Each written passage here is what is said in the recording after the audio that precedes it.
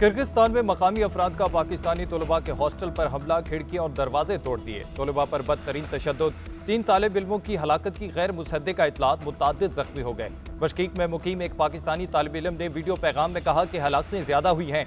जख्मी तलबा में लड़कियां भी शामिल हैं। तालिब इल्मों की मकामी इंतजामिया की बेहिसी की शिकायत। कहा, मकामी पुलिस, फौज और इंतजामिया गैर मुल्की तलबा की कोई मदद नहीं कर रही। तालिब इल्म अपनी रिहाइश गाहों में छुप कर बैठे हैं। तलबा की किर्गिस्तान में पाकिस्तानी सफारत खाने से मदद की अपील।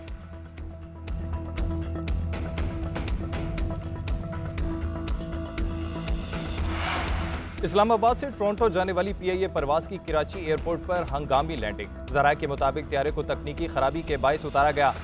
लैंडिंग के फौरन बाद त्यारे से ऑयल लीक हुआ। PIA इंजीनियरिंग टीम त्यारे की खराबी दूर करने में मसरूफ। मुसाफिर को PIA एयरपोर्ट होटल मुंतकिल कर दिया गया।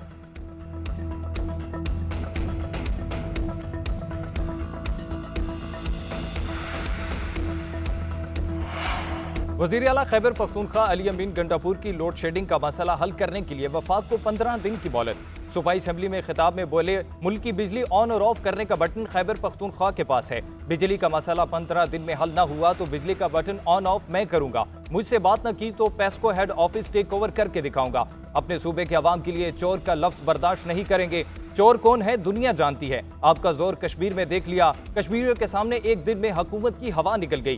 खैबर पख्तूनख्वा के अवाम निकल आए तो क्या हाल होगा। मुझसे बात किए बगैर किसी का बाप भी मेरे सूबे पर टैक्स नहीं लगा सकता। सूबे को वफाक से 300 अरब रुपए कम दिए गए। हमें इस साल के 50 अरब रुपए 2 महीने में चाहिए।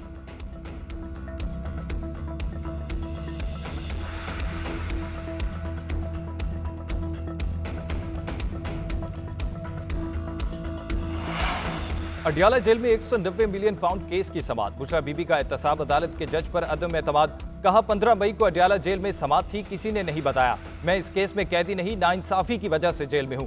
अदालत की तरफ से कहा गया 15 मई की समाअत मुलतवी हो गई थी। बुशरा बीबी ने बानी PTI वकला के साथ मुशावरत के बाद अदम एतमाद वापस ले लिया।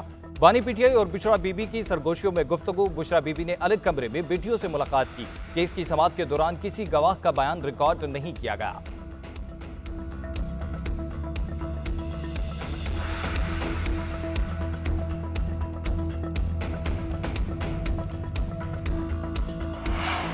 फैसल वावडा और मुस्तफा कमाल को तौहीन अदालत का शो कॉज नोटिस जारी। जाती हैसियत में पेश होने का हुक्म।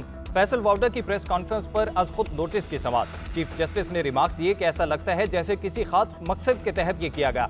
फैसल वावडा के बाद मुस्तफा कमाल ने प्रेस कॉन्फ्रेंस की। दोनों अरकान ऐवान में बोलते, ऐसे गुफ्तगू करने के लिए प्रेस क्लब का ही इंतखाब क्यों किया। बादुल नजर में तौहीन अदालत हुई है, हमारे मुंह पर आकर तनकीद कर लें। अदालत ने कहा कि 2 हफ्ते में वजाहत दें, क्यों ना इनके खिलाफ तौहीन अदालत की कार्रवाई की जाए। मजीद समाअत 5 जून तक मुलतवी कर दी गई।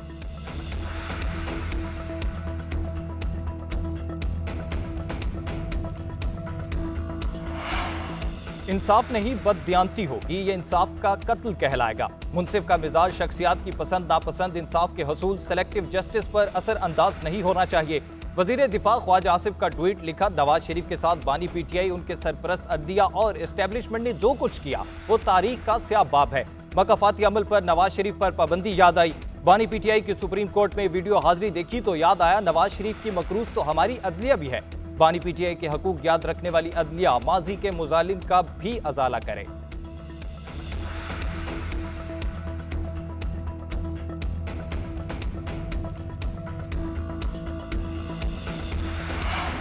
सनती तरक्की और बरामदात बढ़ाने के लिए इंडस्ट्री को कम लागत पर बिजली और गैस की फराहमी यकीनी बनाएंगे।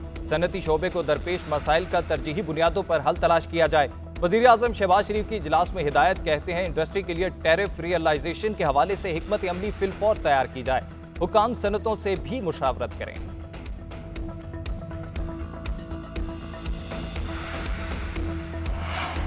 इसराइली फौज की गजा में वहशियाना बमबारी जारी। जबालिया, रफा, देरुल बला और दीगर इलाकों पर हमले।